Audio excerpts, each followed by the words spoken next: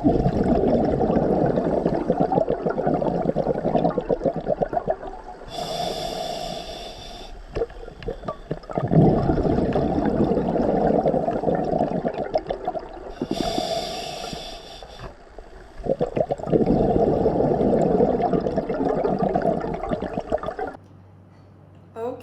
so,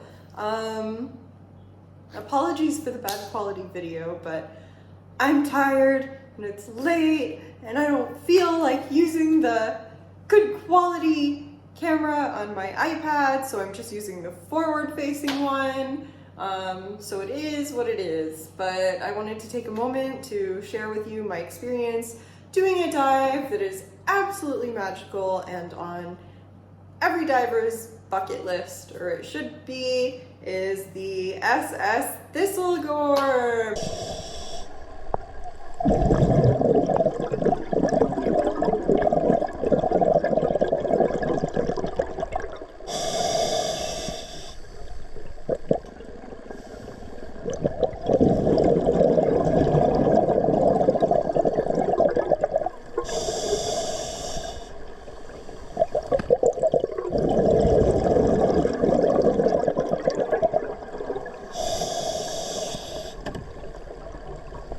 And well, you can get to it from Sharm Sheikh, and Hurghada. But yeah, in Egypt, it's a good dive. So I did the dive yesterday, and I wanted to share a bit about my experience.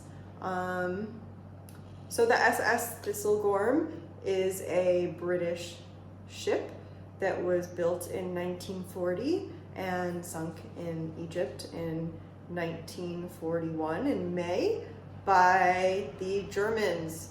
So the ship was actually built to carry refurbished military materials and equipment to British soldiers. This ship in particular was going to British soldiers stationed in Egypt and in Libya when it was bombed by a German plane. So, due to the bombing,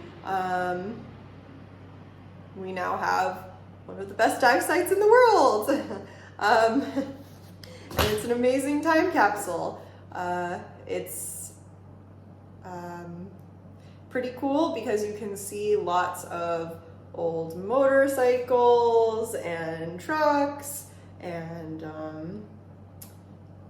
like the outside of the boat has some like machine guns for shooting planes, and the inside is filled with, like, so you can see here, like, we have an example, like, here's one of the motorcycles. We've got some old cars.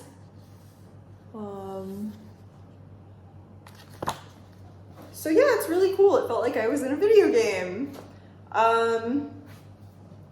I started the day from Dahab. You can go from Dahab or Sharm or Hurghada or wherever you are.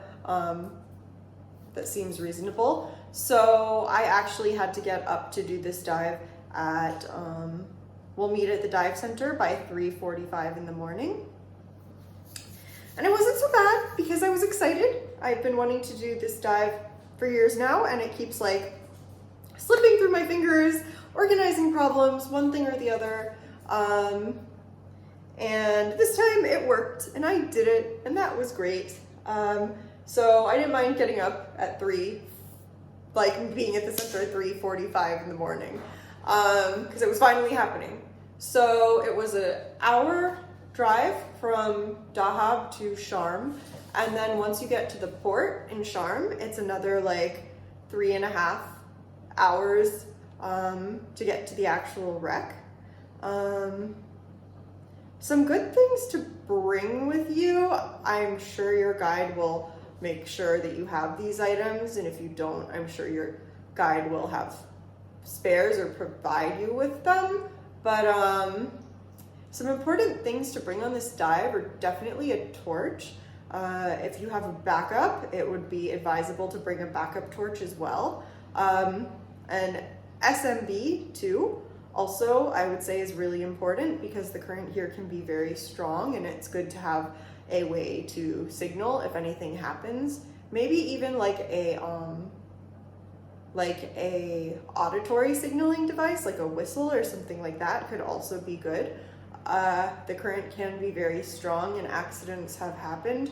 I know a few months ago there was a woman that got swept away in the current and was picked up in her gata and spent a night out at sea. So because the boat left without her and didn't realize she was gone, and she got swept away by the current. So these are important things to think about.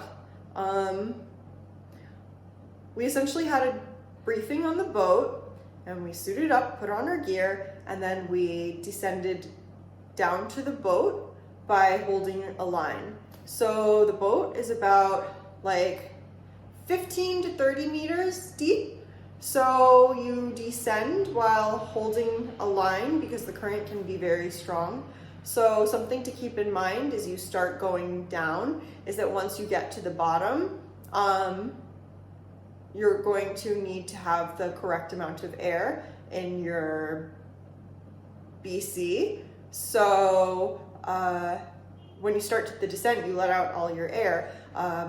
But because you're holding a rope, you're not necessarily remembering to add air like you would in a normal dive. So I noticed there was a guy on the dive with me that was totally disoriented when he first let go of the rope and started sinking very quickly, and his fins started falling off and he was sinking. And even though he was the one that pointed out that you should not touch the ship at all because it could be sharp, he had an immediate jerk reaction to grab the ship to hold on to it. But I was able to put a little air in his BCD and put the fin on for him. But a good thing to keep in mind is that you need to, as you descend, add air as you go down into your BC, or when you let go, just make sure to have air, or before you let go, just make sure you've added some air in so you are neutrally buoyant when you get to the bottom of that rope. So I think I stated earlier, but that rope is there because the current can become very, very strong, and it is a precaution. Unfortunately, that rope is usually anchored or tied to the ship, which can cause some damage to the actual boat. The boat itself is being damaged from the divers in various ways. So gloves are a really good idea for this dive because the metal is a bit sharp and there are some little tight spaces that you have to maneuver through, and sometimes when you get into a tight situation, I did have gloves on, and I was really thankful I did because I was able to pull myself through some of the little really tight spaces. I know a lot of dive centers in Egypt forbid wearing gloves, so it's up to the dive center you are working with. But they are a good idea, to be honest, for this dive. Another thing that's really important is having good buoyancy control. So the minimum most diving centers require to do this dive is between 20 to 30 dives.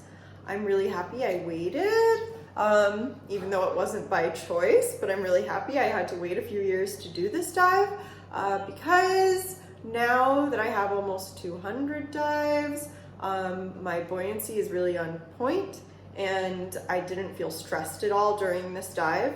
I noticed that my buddy was at certain points kind of scraping the ceiling when we went inside some of the cabins, and the two other divers in my group both seemed to be a little bit stressed out by this dive, but I did not feel any stress. I thought it was wonderful. I thought we went on good conditions too. I can see how it can be stressful because it's very intricate. It's a deep dive. It's very exciting. It's an exciting dive. Unfortunately, it can also be packed with like other divers in a like small tight space, which can also cause some difficulty, and there's a chance you could be fighting intense current too. So it can be a gas guzzling dive. Usually this dive can last between like 30 to like 45 minutes. If you're really lucky, you can make it to 50. A lot of people do have difficulty conserving air on this dive just because of the reasons mentioned earlier. There were also some times like I got disoriented on this dive, which has never happened to me before. You know, when you go into the cargo rooms, it is like pitch black, like can't see anything without your torch. So you really want to make sure, you know, you have a torch, and if anything happens that you have access to another torch immediately so that you don't get lost. I did at one point try to start signaling to my buddy that something was wrong, or trying to get their attention, because I thought she was going the wrong way than the way the leader of the group had gone. I was wrong, but I was just disoriented by the surroundings because it's like a maze. It's a dark, you know, beautiful, dreamy maze. Something that I loved were the like cave sweeper fish that were, you know, all over the area with the motorcycles and stuff. So that was cool. We did 2 dives, and the third was supposed to be a Ras Mohammed Shark and Yolanda reef dive, but unfortunately throughout the day the weather got worse and the current got more strong, so we did Dunraven instead. So Dunraven, I think it's a wooden boat that was from, I think, like the 1870s or something like that. And honestly, after doing the Thistlegorm, I wasn't so crazy about this dive, especially because my buddy, well, they drop you, you jump off the boat, and then you have to swim to the wreck, and the current had just gotten so strong. You know, this time you don't have a rope to descend down on, you have to swim. And my buddy I thought the poor thing was going to be swept away.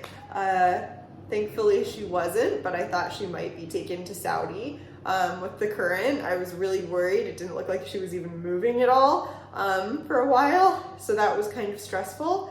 But once we got inside the boat, obviously the current went away and everything was good. There were some beautiful, you know, schools of glassfish, and there was a big blue triggerfish that looked like an angel swimming through the glassfish. And it was nice. It was a nice dive, but definitely not one of my favorite dives ever by far. So yeah, that was pretty much my experience, you know. Oh, and the last thing I want to mention is that on Thistlegorm, one of my favorite experiences was like the captain's room and the captain's like bathroom, because there are air pockets on the ceiling and they have this mirror effect that's so beautiful.